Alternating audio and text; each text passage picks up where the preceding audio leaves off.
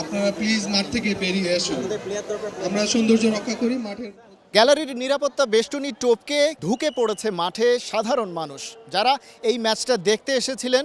তারা মাঠের ভেতরে ঢুকেছেন, প্লেয়ারদের সঙ্গে ছবি তুলেছেন, তাদের সঙ্গে কথা বলার চেষ্টা করেছেন। সাধারণ মানুষের জনপ্রিয়তা যে ফুটবলের প্রতি কতটা সেটা তারা টের পেয়েছেন। ভিনদেশে নিচের টায়ারের লিগে খেলেন প্রবাসী এই ফুটবলারদের অনেকেই নিয়মিত পেশাদার ফুটবলের সাথেও জড়িত থাকতে পারেননি একাডেমিক কারণে। তবুও ফুটবল ফেডারেশনের প্রোভাইড করা এই জার্সি পরা তরুণদের প্রতি সাধারণ দর্শকদের আগ্রহ দেখলে অনেকের চোখ চড়ক গাছ হতেই পারে। গ্যালারিতে হাজির হওয়া দর্শকদের রীতিমতো সেলফির আবদার মেটাতে হয়েছে একের পর এক, যদিও এই মুখগুলো হয়তো বাংলাদেশের ফুটবল ফ্যানরা এর আগে কখনো দেখেনি। এই ফুটবলারদের তো আসলে নামে খুব বেশি মানুষ চেনে না, কিন্তু তাদের খেলা দেখতে এসে ট্রায়ালের খেলা দেখতে এরকম একটা ক্রেজ আমরা দেখলাম আজকে গ্যালারিতে। দর্শকরা আসলে খেলাকে ভালোবাসে, ঠিক আছে, কে খেললো না খেললো সেটা কথা না।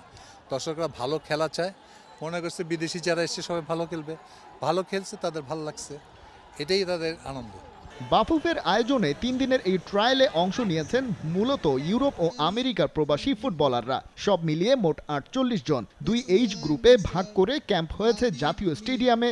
আর সোমবার একই ভেন্যুতে শেষ দিনে নিজেদের মধ্যে ভাগ হয়ে খেলেছে প্রস্তুতি match. Head coach Javier Cabrera বাকি দিনগুলোর মতোই পুরোটা সময় ছিলেন মাঠে, আর দেশের সেরা লোকাল কোচরা পাখির চোখ করেছেন। হয়েছে প্লেয়ার পারফরমেন্স ভিডিও। আর শেষ দিনে গ্যালারির একটা অংশে বসে বিনামূল্যে খেলা উপভোগ করতে পেরেছেন সাধারণ ফ্যানরা। দিন শেষে আসলে নিজেদের আয়োজনটা নিয়ে আসলে কতটা সন্তুষ্ট, কি পেলাম আমরা এবং সামনে কি পাবো? সামনে কি পাবো এটা নিয়ে চিন্তা করছি, কি পেলাম এটা নিয়ে এখন চিন্তা করছি না। ফুটবলটাকে অনেক দূর আগায় নিতে হবে, সেই লক্ষ্যে অনেক ভালো কিছু পাচ্ছি। আপনারা প্লিজ মাঠ থেকে বেরিয়ে আসুন। আমরা সৌন্দর্য রক্ষা করি মাঠের। গ্যালারির নিরাপত্তা বেষ্টনী টপকে ঢুকে পড়েছে মাঠে সাধারণ মানুষ যারা এই ম্যাচটা দেখতে এসেছিলেন। তারা মাঠের ভেতরে ঢুকেছেন, প্লেয়ারদের সঙ্গে ছবি তুলেছেন, তাদের সঙ্গে কথা বলার চেষ্টা করেছেন। সাধারণ মানুষের জনপ্রিয়তা যে ফুটবলের প্রতি কতটা সেটা তারা টের পেয়েছেন।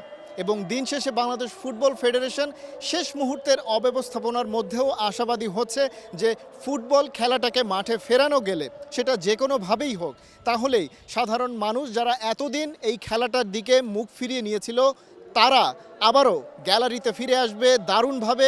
সেই 90-এর দশক 80-র দশকের সময়কার মতোই জনপ্রিয় হয়ে উঠবে দেশের আন্তর্জাতিক লেভেলের ফুটবল থেকে ঘরোয়া ফুটবলও। খালিদ জামিল, একাত্তর, জাতীয় স্টেডিয়াম, ঢাকা।